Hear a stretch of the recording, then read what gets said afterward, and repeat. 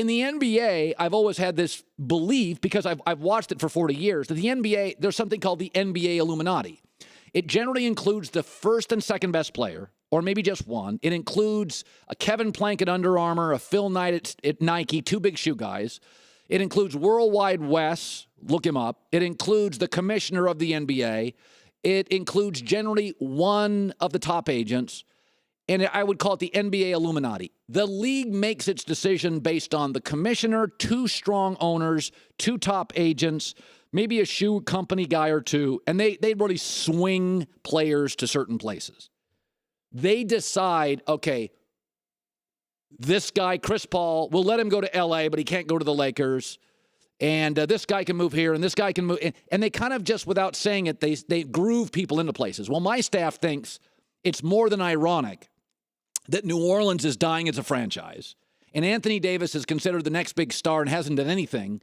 And suddenly they move the All-Star game of all the places they move it to. They move it to New Orleans, the dying franchise, and now they move DeMarcus Cousins, ends up in New Orleans.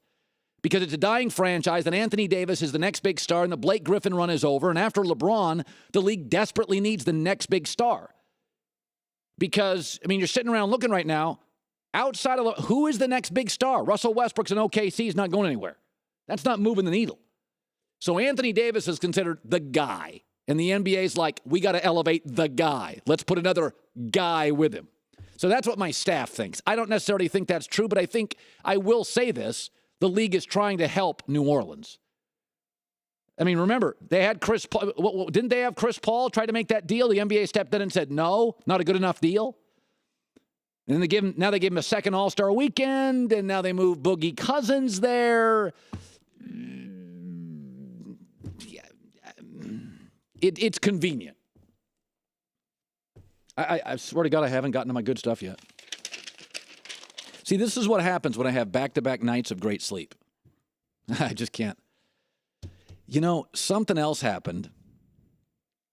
Did anybody notice, of all the players in the NBA trade this weekend, who was the one guy that got moved? You know who he is.